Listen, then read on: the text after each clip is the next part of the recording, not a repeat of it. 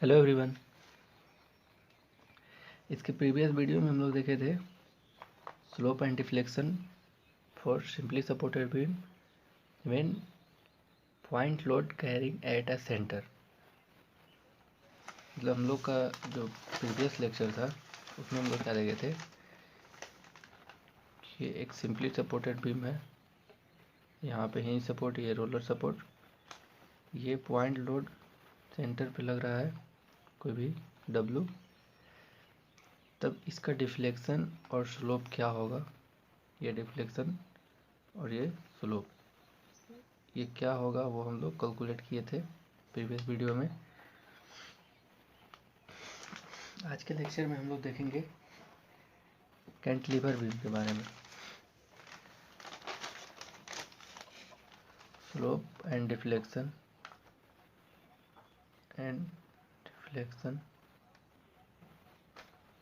For cantilever beam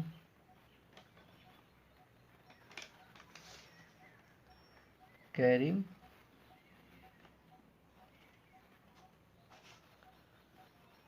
a point load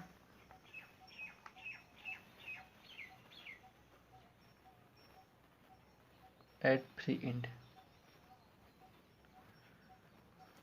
मतलब slope and deflection cantilever beam के लिए हम लोग को कैलकुलेट करना है कब,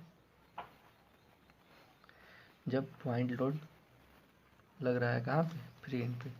तो कैंटिलीवर बीम हम लोग का ये हो गया इस टाइप से, पॉइंट लोड यहाँ पे लग रहा है डब्लू, इसका लेंथ एल है। ये जब डिफ्लेक्शन होगा इसका इस टाइप से, ये बीम है, इसका जो डिफ्लेक्शन होगा तो ये डिफ्लेक्शन इस टाइप से होगा। जब लोड लगेगा तो इस टाइप से डिफ्लेक्ट करेगा। तो ये डिफ्लेक्शन कितना हुआ वाई, और यहाँ पे हम टेंजेंट लेंगे तो इस टेंजेंट का जो थीटा होगा, क्लियर। यहाँ पे जो थीटा क्रिएट होगा, इस थीटा स्लोप और वाई डिफ्लेक्शन, ये दोनों हम लोग आज कैलकुलेट करेंगे कैंटिलीवर बीम के लिए, क्लियर। तो ये हम लोग का कैंटिलीवर बीम है। यहाँ देखिए फिगर में, ये फिक्स एंड और ये फ्री एंड। यहाँ पे डिफ्लेक्शन, मैक्सिमम डिफ्लेक्शन यहाँ पे होगा एट पॉइंट बी पे, और मैक्सिमम स्लोप भी होगा यहीं पे होगा, क्लियर। क्योंकि जैसे जैसे ये इस टाइप से कर्व इधर बढ़ रहा है तो स्लोप क्या होगा, जीरो होता जाएगा, और यहाँ ए पॉइंट पे स्लोप जीरो हो जाएगा, और स्लोप सबसे ज़्यादा कहाँ होगा, ये इस पॉइंट पे, क्लियर।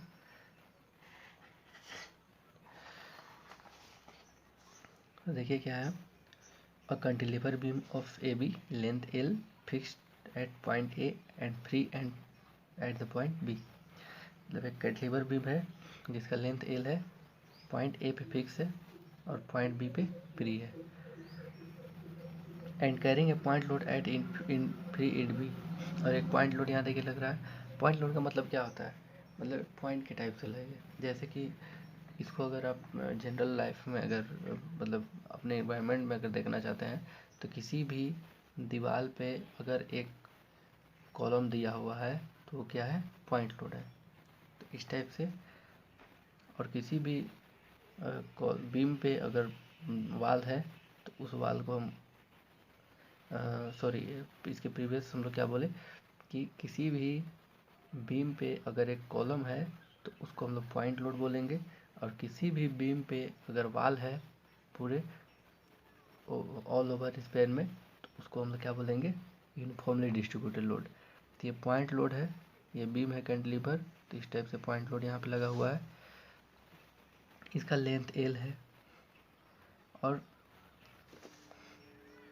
ये जो डिफ्लेक्शन हो रहा है वो हम लोग को कैलकुलेट करना है, और स्लोप कैंटिलीवर बीम के केस में। तो सबसे पहले हम लोग एक सेक्शन ले लिए, ये पॉइंट ए से एक सेक्शन यहाँ पे है, एक सेक्शन जिसका डिस्टेंस क्या है, एक्स है। जब एम एक्स सब कैलकुलेट करेंगे तो इस यहाँ से जब फ्री इंड से जब हम mx लेंगे तो ये लोड w और ये डिस्टेंस xx सेक्शन के अकॉर्डिंग, xx सेक्शन के अकॉर्डिंग हम लोग लोड कैलकुलेट कर मोमेंट कैलकुलेट कर रहे हैं। तो xx सेक्शन यहाँ पे है, तो xx सेक्शन के अकॉर्डिंग हम लोग कैलकुलेट करेंगे। xx सेक्शन का मतलब क्या कि अगर इस पॉइंट से हम लोड कैलकुलेट करें तो इधर के हम लोग को नहीं देखना है। यहाँ से xx सेक्शन से मोमेंट अगर हम कैलकुलेट करेंगे तो ये लोड w और ये डिस्टेंस l-x और ये क्या है,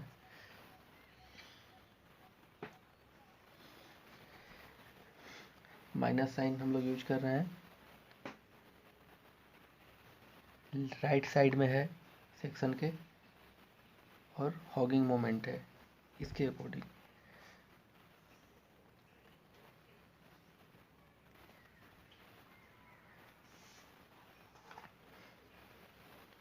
बट हम लोग क्या देखे थे कि bending moment at A section, किसी भी सेक्शन पे मोमेंट कितना होता था ui dy/dx2। तो यहाँ से हम लोग इस मोमेंट को और इस मोमेंट को इक्वेट कर दिए।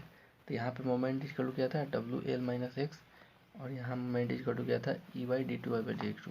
दोनों को इक्वेट किए, इसको मल्टीप्लाई किए तो ये टर्म हम लोग का आ गया -wl + wx। अब इस टर्म को हम इंटीग्रेट किए तो इंटीग्रेट करने पे ey dy/dx, क्योंकि d2y/dx2 का जो इंटीग्रेशन है वो कितना हो जाता है dy/dx। अगेन इंटीग्रेट करेंगे, इस टर्म का इंटीग्रेशन d2y/dx टू dy/dx और अगेन जब इंटीग्रेट करेंगे तो इसका इंटीग्रेशन y।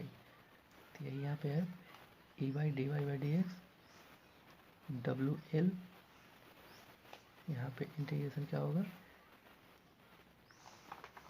ये जो टर्म है यहाँ देखिए, इसको हम लोग यहाँ अलग से देखते हैं, w - wl + wx। तो इंटीग्रेशन का मतलब क्या होता है, इधर भी dx यहाँ भी dx, ey इस टर्म का इंटीग्रेशन dy/dx और ये यहाँ पे ये दोनों कांस्टेंट है, हम किसके रिस्पेक्ट में इंटीग्रेशन x के रिस्पेक्ट में, तो ये हो जाएगा wx dx का इंटीग्रेशन और यहाँ x का इंटीग्रेशन wx²/2। क्लियर यहाँ पे, और ये है कांस्टेंट c1। सेम अगर नेक्स्ट इसको इंटीग्रेट करेंगे तो ey × y minus wl x का इंटीग्रेशन x²/2 प्लस w, ये 2 इधर कांस्टेंट, x² का integration x³/3 plus c1 constant है, यहाँ पे dx आ गया फिर से, तो ये x प्लस c2। यहाँ तक कोई प्रॉब्लम नहीं है। अब दो कांस्टेंट आ गया c1 और c2, और c1 एंड c2 को हमको एलिमिनेट करना है। तो हम लोग कैसे एलिमिनेट करेंगे, तो बाउंड्री कंडीशन हम लोग के पास है। तो बाउंड्री कंडीशन क्या है, x = 0 पे डिफ्लेक्शन क्या है, x यहाँ से हम लोग लिए हैं, x = 0 मतलब एट पॉइंट ए पे डिफ्लेक्शन क्या है 0। यहाँ से डिफ्लेक्शन बढ़ते जा रहा है लेकिन यहाँ पे क्या है 0 है, एक बाउंड्री कंडीशन। और दूसरा x = 0 पे dy/dx भी 0 है, यहाँ x = 0 है, यहाँ पे dy/dx भी 0 है और y भी 0 है। इसी दोनों कंडीशन को हम लोग फॉलो कर रहे हैं। तो इक्वेशन 2 है हम लोग का कहाँ पे, यह है इक्वेशन 2। यहाँ पे x = 0 पुट करेंगे तो y क्या है 0 है, तो यहाँ भी 0, यहाँ भी 0, यहाँ भी 0, यहाँ भी 0, तो c2 = क्या आ गया 0। और फर्स्ट इक्वेशन जो हम लोग का यहाँ पे है, इसमें हम लोग x = 0 पुट करेंगे तो dy/dx 0, तो ये 0 होगा टर्म, ये टर्म 0, ये टर्म 0, ये टर्म 0, तो c1 = 0।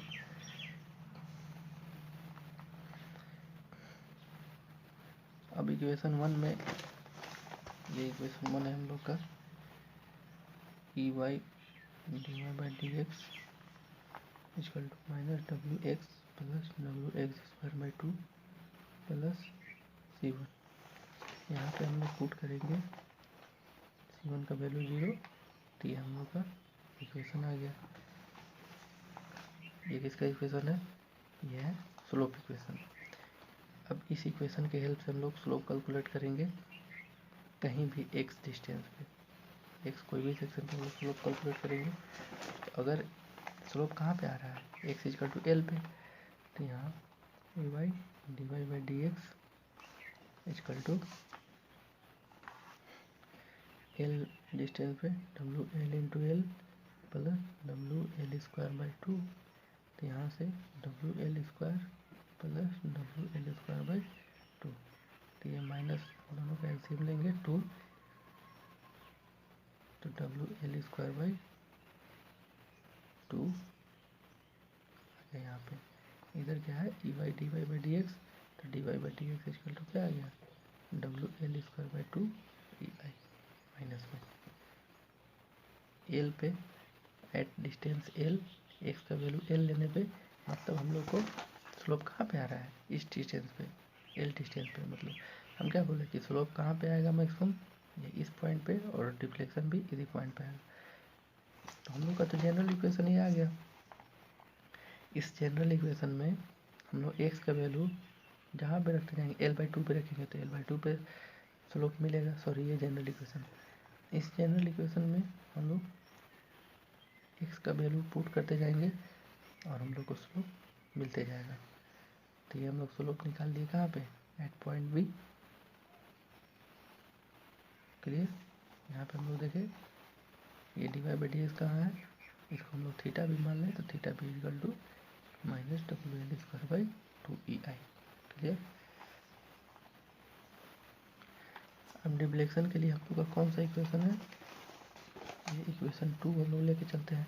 इस इक्वेशन 2 में C1 और C2 का वैल्यू अगर पुट कर देंगे तो इस इक्वेशन से हम लोग क्या निकाल लेंगे, डिफ्लेक्शन। इस इक्वेशन को देखिए यहाँ पे E Y into equal to minus W L X square by 2 plus W 2 X cube by 3, और C1 और C2 क्या हो गया, 0। अब इक्वेशन ये हम लोग आ गया, और यहाँ से हम y का वैल्यू कैलकुलेट कैसे कर देंगे, minus W L X square by 2 plus W by 2 X cube by 3 divided by E Y. X का वैल्यू अब कहीं पे रखते जाएंगे तो यहाँ से हम लोग को डिफ्लेक्शन मिलते जाएगा। क्लियर।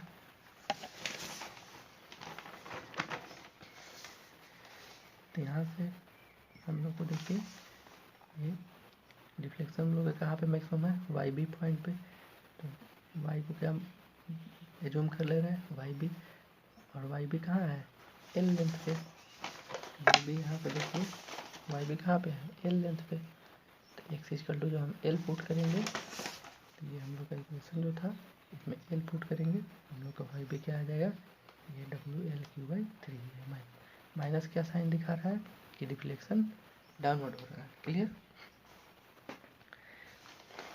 तो इस टाइप से हम लोग डिफ्लेक्शन और स्लोप और डिफ्लेक्शन हम लोग कैलकुलेट कर लिए कैंटिलीवर बीम के लिए।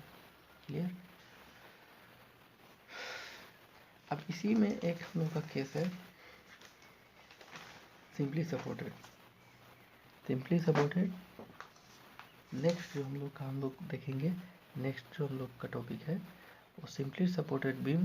देखिए ये सिंपली सपोर्टेड बीम है, यहाँ पे हिंज सपोर्ट और यहाँ पे roller support. Simply supported beam जब यूनिफॉर्मली डिस्ट्रीब्यूटेड लोड है तो उस केस में स्लोप एंड डिफ्लेक्शन क्या होगा। तो ये आप लोग का असाइनमेंट वर्क है, इसको हम इंट्रोड्यूस कर दे रहे हैं, ये खुद से क्लियर कर लीजिएगा। तो इस सिंपली सपोर्टेड बीम में क्या है, यूनिफॉर्मली डिस्ट्रीब्यूटेड लोड है, मतलब पूरा में लोड डिस्ट्रीब्यूट हुआ है। तो यहाँ से रिएक्शन में क्या होगा, ये टोटल लोड कितना हो जाएगा, डब्ल्यू लोड लग रहा है, तो ये पूरा लेंथ एल है, तो इस एल लेंथ के लिए क्या हो जाएगा total load, W equal to total equal to W L. Clear. अब डब्ल्यू एल मिड में लगेगा, यूनिफॉर्मली डिस्ट्रीब्यूटेड लोड कहाँ लगता है, मिड में। तो ये रिएक्शन कितना आ जाएगा, W L by two W L by two. अब सेम उसी टाइप से प्रोसीजर हम लोग करेंगे, एक सेक्शन ले लेंगे, कहीं भी ए पॉइंट है, ये बी पॉइंट है, एक सेक्शन लेंगे, तो यहाँ से हम लोग मोमेंट लिखेंगे एम एक्स मोमेंट क्या लिखेंगे, तो ये W L by two reaction into x, x section के अकॉर्डिंग मोमेंट, और इस बीच में जो यहाँ यूनिफॉर्मली डिस्ट्रीब्यूटेड लोड है यहाँ से यहाँ तक, वो किधर लगेगा, ये डाउनवर्ड लगेगा।